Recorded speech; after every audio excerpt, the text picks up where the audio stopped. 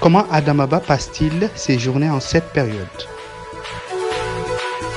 Donc voilà, ces journées de confinement, on va dire, sont très longues. Après, ça nous permet de passer beaucoup de temps avec la famille. Donc on voit beaucoup la famille, on va dire, et on essaie de gérer comme on peut. On s'entraîne à la maison. Et voilà quoi. Donc on essaie de faire le maximum pour pouvoir garder la forme, même si c'est compliqué.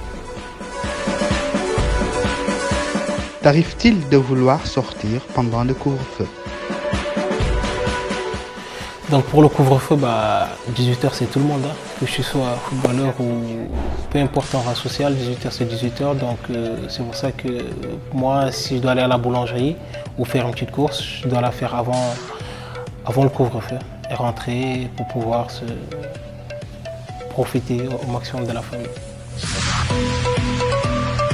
Quels sont vos conseils aux jeunes en particulier et ceux que vous désirez donner au public sportif de façon générale?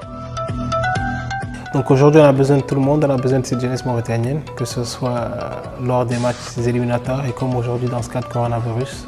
On a besoin que la jeunesse soit solidaire. On a besoin que tous les Mauritaniens soient derrière les règles qui sont mises en place.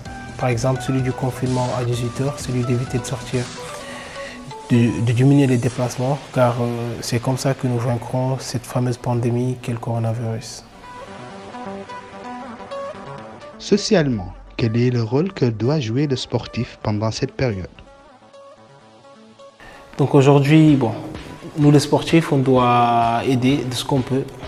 Premièrement, en sensibilisant les gens, parce que cette pandémie de coronavirus, c'est vraiment à prendre au sérieux, parce que c'est vraiment dangereux. On voit ce qui se passe dans le monde entier. Et deuxièmement, on doit aider de notre mieux. Chacun doit aider de son mieux, aider celui qui en a le plus besoin. Donc c'est comme ça qu'on doit faire pour pouvoir s'en sortir. Comment s'est passée ta saison cette année au Maroc? Donc on va dire que cette saison, ça s'est super bien passé au début, je me suis bien adapté, j'avais un manque physique.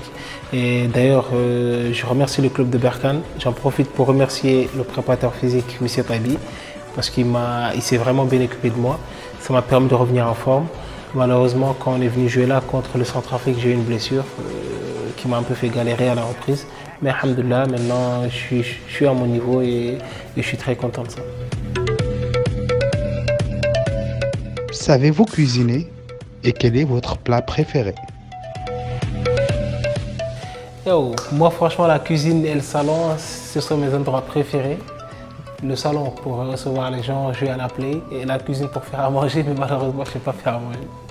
Je ne sais pas faire à manger du tout et le seul truc que je veux faire, on va dire, ce sont des beignets, des fatailles, pastel. Ça on va dire quand je suis au repos je le fais un peu.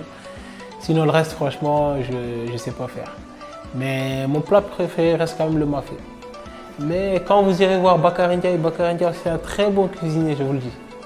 Il sait très très bien faire à manger. Il m'a déjà invité au Maroc à Al-Jadida, j'ai mangé un très beau thé. Pouvez-vous relever un défi avec nous en fin d'émission? Défi qui consiste à faire des mouvements ou jongler le ballon pendant 90 secondes.